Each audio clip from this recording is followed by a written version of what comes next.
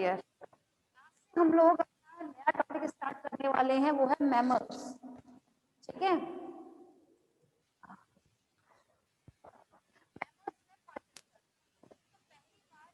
Mammals की बात करें तो उसमें बात की जाएगी आपके रैबिट के बारे में।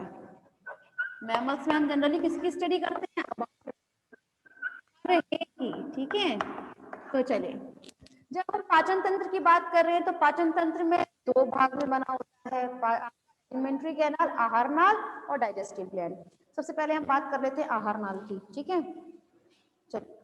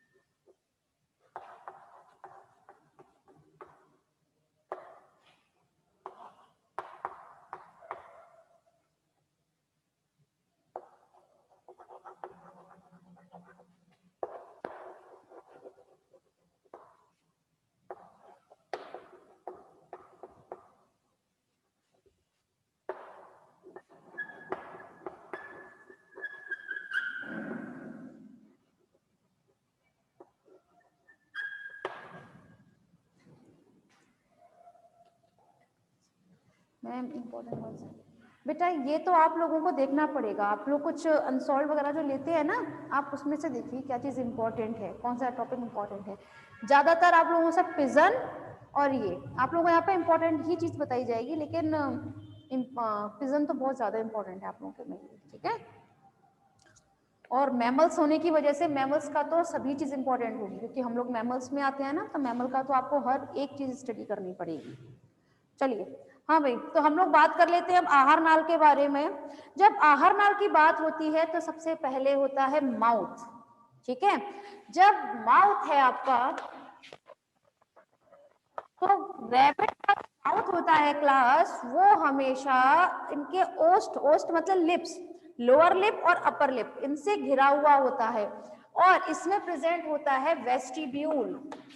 वेस्टिब्यूल नाम की संरचना पाई जाती है। ये वेस्टिब्यूल क्या होता है समझिएगा। वेस्टिब्यूल मतलब ये हमारे होठ और दांत, इन दोनों के बीच की जो जगह होती है उसे हम वेस्टिब्यूल कहते हैं। ये होठ और दांत के बीच की जगह जो होती है इसे हम वेस्टिब्यूल कहते हैं, क्योंकि दांत के अंदर की पूरी जगह को हम बक्कल कैविटी बोलते हैं, है ना। तो यहाँ पर दोनों में डिफरेंस है। तो वेस्टिब्यूल जो है वो लिप्स और दांत, टीथ, इनके बीच की जगह होती है जो हमारे पूरे गालों तक जाती है। कहाँ तक जाएगी? ये हमारे गाल होते हैं ना ये, ठीक है ना, तो वहां तक फैली रहती है, ठीक है। वहीं ये माउथ आगे की तरफ खुलता है बक्कोफेरेंजियल कैविटी में। बक्कोफेरेंजियल कैविटी की अगर हम लोग बात करें तो इसमें सबसे पहले आता है टंग, जीभ, ठीक है। इसमें जो जीभ होती है क्लास, उसमें 4 टाइप के आपके पेपिला पाए जाते हैं, 4 टाइप के, 4 प्रकार के पेपिला प्रेजेंट होते हैं। पेपिला मतलब अंकुर, अंकुर पाए जाते हैं, ठीक है।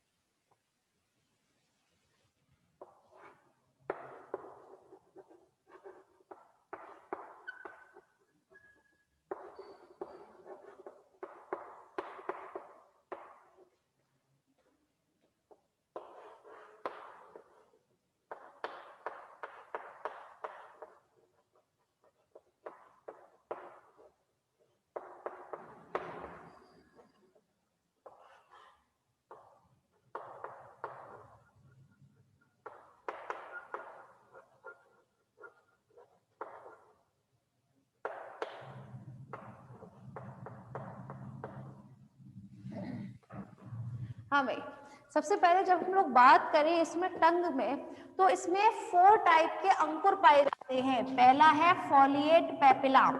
फॉलिएट पेपिला जो है वो जीभ के पोस्टीरियर, पश्च भाग में उपस्थित होता है, और ये इस जीभ के ऊपरी तथा नीचे अधर रीजन पर, वही 2 रीजन होते हैं ना, ये जीभ का ऊपरी रीजन पृष्ठ भाग और ये होता है इसका अधर भाग। तो ये कुछ इस तरह मौजूद होते हैं कि इसका पृष्ठ भाग और अधर भाग दोनों भाग पर ये पाए जाएंगे, फॉलिएट पेपिला। वहीं नेक्स्ट होता है आपका फंगीफॉर्म पेपिला। ये फंगीफॉर्म पेपिला जो है ये हमेशा टंग के कोने पर उपस्थित होती है, और इनकी संख्या जो है बहुत ज्यादा होती है। बहुत ज्यादा से मतलब ये कुकुरमुत्ते की तरह उगे रहते हैं। कुकुरमुत्ता जानते हैं ना, जगह जगह जगह जगह, है ना, तो उसी तरह से ये फंगीफॉर्म पेपिला जो है, ये अंकुर जो है वो कुकुरमुत्ते की तरह जीभ पर फैले रहते हैं। Third is filiform papilla. ये फिलीफॉर्म पेपिला जो है ये हमेशा जीभ के मध्य भाग में ज्यादा संख्या में पाए जाते हैं। कैसे? बहुत ज्यादा संख्या में पाए जाते हैं। Next is circumvallate papilla. Circumvallate papilla ये जीभ के पश्च भाग में उपस्थित होते हैं, लेकिन इनकी संख्या वो कम होती है। सर्कमवैलेट पेपिला जो है इनकी संख्या कम होती है और साइज में ये थोड़े से बड़े होते हैं, ठीक है। वहीं अब हम लोग बात करते हैं बक्कोफेरेंजियल कैविटी में। अब आएगा आपका नेक्स्ट पार्ट, वो है टीथ।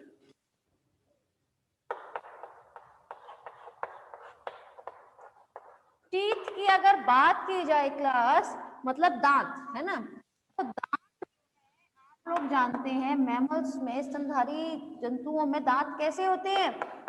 फर्स्ट इज थीकोडोंट, ठीक, second is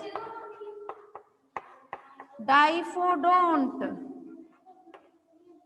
and third is heterodont. इसका हिंदी रूपांतरण भी बताते हैं। थीकोडोंट को बोलते हैं कुछ गर्त, इसमें तो थीकोडोंट ही है। थीकोडोंट मतलब होता है गर्तधारी होते हैं, मतलब ऐसे दांत ये हमारे गम्स होते हैं ना, मसूड़े, उनके बोनी सॉकेट में बोनी सॉकेट में धसे हुए रहते हैं। आपने देखा होगा दांत हमेशा किसमें धसे हुए रहते हैं, ये जो हमारे मसूड़े होते हैं, है ना, उनमें जो सॉकेट होते हैं उनमें धसे हुए होंगे। तो ऐसे दांतों को हम बोलते हैं थीकोडोंट, और इन्हें हिंदी में कुछ गर्तधारी दंतु ऐसे कुछ बोलते हैं, गर्तधारी दंत करके कुछ। नेक्स्ट है डाइफोडोंट। डाइफोडोंट को बोला जाता है हिंदी में द्विबार दंती, द्विबार दंती। अब समझिएगा, ये ऐसे दांत हैं जो पूरी जिंदगी में 2 बार आते हैं। पहला मिल्क टीथ मतलब दूध वाले दांत, और दूसरा होते हैं परमानेंट टीथ जो मतलब परमानेंट होते हैं। तो इस प्रकार के उनको हम क्या बोलते हैं, द्विबार दंती, डाइफोडोंट। अगर हम लोग बात करें क्लास आपके मिल्क टीथ की, तो ये बहुत जल्दी आ जाते हैं, और जितना जल्दी आते हैं उतना जल्दी चले भी जाते हैं। लेकिन ये जो आपके परमानेंट टीथ होते हैं ये बाद में आते हैं, और ये जिंदगी भर रहते हैं, और बुढ़ापे में जाके तब धीरे धीरे गिरना शुरू होते हैं। Next is heterophrodite, heterodont, sorry. जब हम लोग बात करें हेट्रोडोंट की, तो हेट्रोडोंट का मतलब है कि हम लोगों में, मैमल्स में 4 प्रकार के दांत पाए जाते हैं। कितने प्रकार के? 4 प्रकार के। कौन कौन से होते हैं? इंसीजर मतलब कृंतक, इंसीजर और कैनाइन्स, प्रीमोलर एंड मोलर। ठीक है, तो ये 4 प्रकार के दांत इसमें उपस्थित होते हैं। आप लोग जानते हैं ना, हम लोग 4 प्रकार के दांत होते हैं। आगे की तरफ इंसीजर, ये हमारे चीरने फाड़ने वाले जो होते हैं उन्हें हम बोलते हैं कैनाइन्स। कैनाइन से आगे की तरफ चलेंगे तो प्रीमोलर, और प्रीमोलर के बाद में होते हैं मोलर।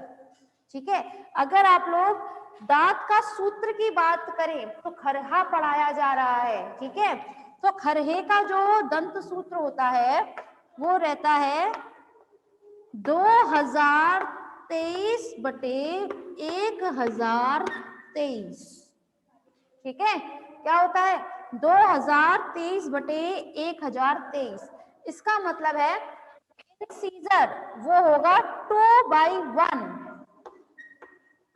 2/1। नेक्स्ट 0/0, कैनाइन इनमें एक भी नहीं होंगे। ठीक है, इसीलिए आपने देखा होगा कि जो खरगोश होते हैं वो हमेशा आगे के दांतों से कुतर कुतर कुतर कुतर के खाते हैं, चीरने फाड़ने वाली चीज कभी नहीं खाते हैं।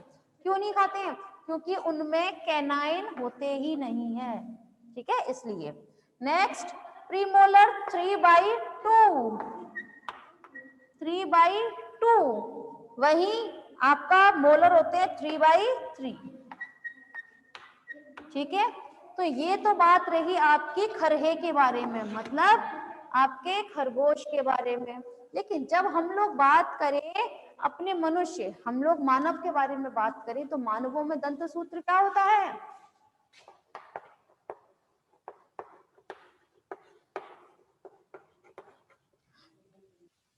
2123/2123। ठीक है, 2123 का मतलब हो जाएगा आपका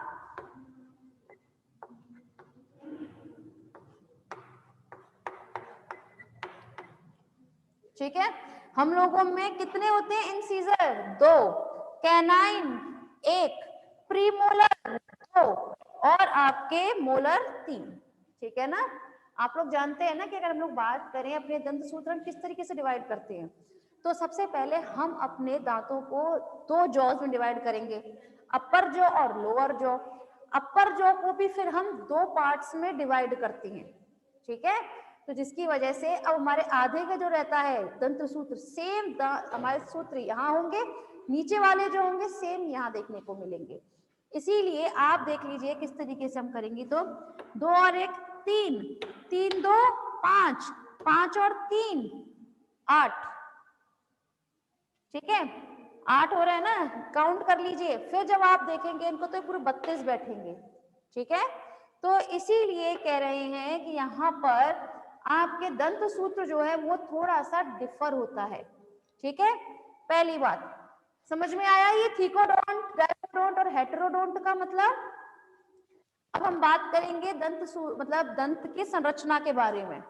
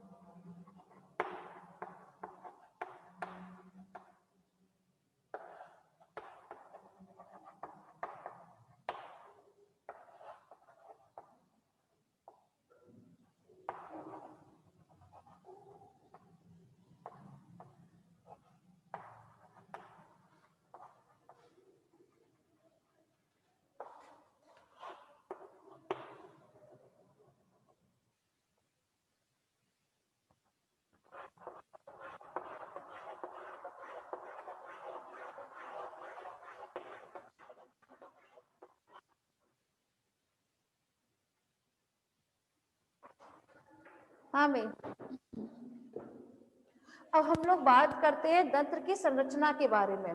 तो दांत के 3 भागों में डिवाइड होता है, 3 भागों में डिवाइड होता है।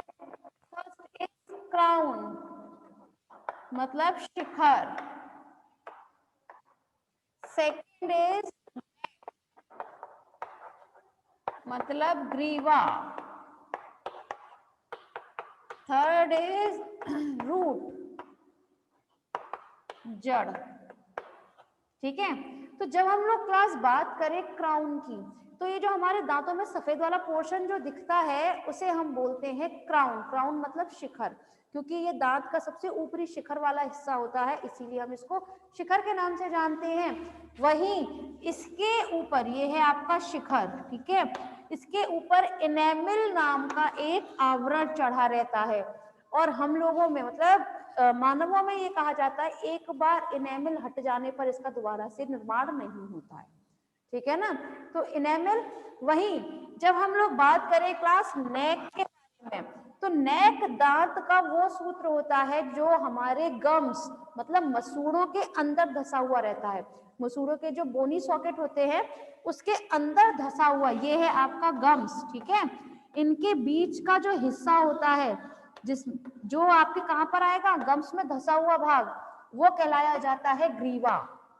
ठीक है, जब हम लोग बात करें क्लास आपके ग्रीवा के बारे में, तो इस ग्रीवा में प्रेजेंट होती है कुछ विशेष प्रकार की कोशिकाएं जिन्हें हम बोलते हैं ओडेंटोब्लास्ट सेल्स। क्या बोलते हैं? ओडेंटोब्लास्ट सेल्स बोलते हैं। ये रही ओडेंटोब्लास्ट सेल जो है वो एक्चुअली बहुत इंपॉर्टेंट रोल प्ले करती हैं। ये ओडेंटोब्लास्ट सेल जो है एक दूसरे के साथ जो संयोजी ऊतक होती हैं उनके द्वारा जुड़ी रहती हैं आपस में, और छोटे बहुत जो टूट फूट होती रहती है दांतों में उसको ये ठीक करने का काम करती है ओडेंटोब्लास्ट। वहीं जब हम लोग बात करें कि आपके नेक वाले रीजन, तो नेक में एक गुहा पाई जाती है जिसे हम बोलते हैं पल्प कैविटी। क्या बोलते हैं? पल्प कैविटी बोला जाता है। पल्प कैविटी है तो इसके अंदर क्या भरा रहेगा? पल्प। पल्प कैविटी है ना, कैविटी मतलब गुहा है। ये गुहा हमेशा किससे भरी रहती है? पल्प से। अब एक बात ध्यान से सुनिएगा, ये जो कैविटी है, ठीक है, इसके अंदर रहती है कुछ नर्व्स। ये देखिए यहाँ पर ये है नर्व्स, ठीक है, जिनका काम क्या होता है? ये हमारे दांत को पोषण प्रदान करती हैं। ये कैविटी धीरे धीरे करके, पल्प कैविटी जो है धीरे धीरे करके मतलब बंद होना स्टार्ट हो जाती है, ठीक है। अब जैसे जैसे ये बंद हो जाएगी तो एक समय ऐसा आएगा कि पल्प कैविटी पूरी तरह से बंद हो जाएगी। तो जब पल्प कैविटी बंद, तो ऑब्वियसली सी बात है कि हमारे दांतों को पोषण नहीं मिलेगा। पोषण नहीं मिलेगा तो मतलब हमारे दांत आगे नहीं बढ़ेंगे, ठीक है। लेकिन आप लोगों ने सुना होगा, आपने देखा है मानवों में कभी भी एक साइज इंक्रीज करने के बाद ये थोड़ा कि हाथी के दांत की तरफ बढ़ते चले जाएंगे, बढ़ते चले जाएंगे? कभी नहीं होता मानवों में। क्यों नहीं होता? उसका रीजन ये है कि उस पल्प कैविटी हम लोगों की भर चुकी होती है, ये पूरी तरह क्लोज हो जाती है, जिसकी वजह से फिर दांत बढ़ना रुक जाते हैं। क्योंकि पल्प कैविटी बंद तो पोषण बंद, पोषण बंद तो दांतों का बढ़ना भी बंद, ठीक है। लेकिन कुछ जंतु ऐसे होते हैं जो उनमें दांत जो होंगे, हम यहाँ बात कर रहे हैं कैनाइन्स के बारे में, ये जो हमारे आगे के दांत होते हैं सामने के, ठीक है ना। हम रदनक की मतलब कैनाइन, हम उनकी बात नहीं कर रहे हैं आपके मतलब हम यहाँ बात कर रहे हैं आपके इंसीजर की, सॉरी, ठीक है, जो आगे के दांत होते हैं उनमें। तो उनमें क्या रहता है कि कुछ एनिमल्स ऐसे हैं जिनमें पल्प कैविटी नहीं बढ़ती।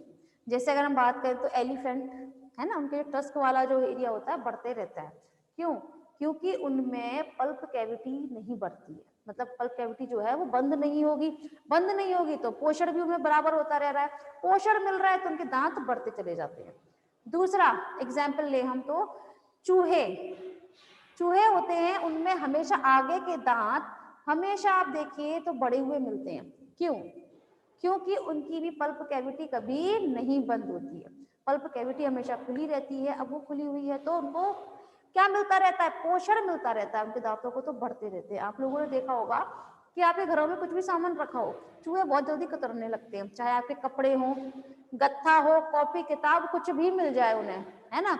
तो वो हर चीज को क्यों, कभी मन में सोचा क्यों ऐसा करते हैं, क्यों काटते हैं? वो मानवों को परेशान करना तो ना चाहते हैं भैया, ऐसा कोई जंतु नहीं जो मानवों को परेशान करना चाहता हो। वो एक्चुअली इसलिए करते हैं, अगर वो ऐसा नहीं करेंगे तो उनके जो दांत हैं वो नहीं, मतलब वो ऐसा करते हैं ना, जब किसी को काटते हैं तो उनके दांत इधर घिसते हैं, तो वो ऐसा इसलिए करते हैं जिसके दांत घिसे, वो ज्यादा से ज्यादा उस चीज के काटने की कोशिश करते हैं जिससे उनके दांत एक लेवल में रहें। अगर वो ऐसा नहीं करेंगे तो दांत बहुत ज्यादा बढ़ जाएंगे। हम लोगों ने देखे थे, हम लोग जब एमफिल में थे तब उस वक्त हम लोगों ने क्या किया था, चूहे पाले थे, तो हम उन्हें खाने के लिए गेहूं के दाने देते थे। कुछ ऐसी हार्ड चीज उनको दी जाती है कि जिससे वो उस पर काम करें, तो अपने दांतों को जब उस पर रगड़ेंगे ना तो वो धीरे धीरे करके घिसते हैं, तो एक लेवल में रहें। अगर वो ऐसा नहीं करेंगे तो हम लोगों ने देखा था कि कुछ तो ऐसे थे कि उनके इतने बड़े दांत हो चुके थे कि मतलब बासमती का चावल फेल उसके आगे, मतलब बहुत ही ज्यादा बड़े दांत थे उसके, है ना। तो कहने की बात ये है कि बहुत बड़े दांत हो जाते हैं किसी किसी एनिमल में। तो ऐसा करने के लिए अब क्या करते हैं कि इनकी जो पल्प कैविटी होती है वो कभी भी नहीं, मतलब पल्प कैविटी नहीं बढ़ती है, तब इस कंडीशन में उनके दांत बढ़ते ही रहते हैं। फिर इनका थर्ड जो हिस्सा आता है वो होता है जड़। जड़ मतलब इसकी रूट, है ना। तो रूट वो भाग है जो इसके नेक के नीचे उपस्थित होता है, जिसमें उपस्थित होती है नर्व्स, ठीक है। और हर दांत में किसी में एक तो किसी में एक से ज्यादा रूट पाई जाती है, ठीक है। समझ में आया इसकी संरचना? चलिए आगे बात कर लेते हैं अब हम लोग। ये बात थी आपके बक्कोफेरेंजियल कैविटी के बारे में, ठीक है। और बक्कोफेरेंजियल कैविटी जो है आगे जाके किसमें खुलती है? ईसोफेगस में। ये ईसोफेगस जो है ये हमेशा ट्यूबुलर फॉर्म में होता है, जो आगे चलकर किसमें खुलता है, स्टमक में खुलता है। आप लोग जानते हैं कि आमाशय में 3 भाग होते हैं, ठीक है। आमाशय, स्टमक की अगर हम बात करें तो आमाशय 3 भागों से मिलकर बना होता है।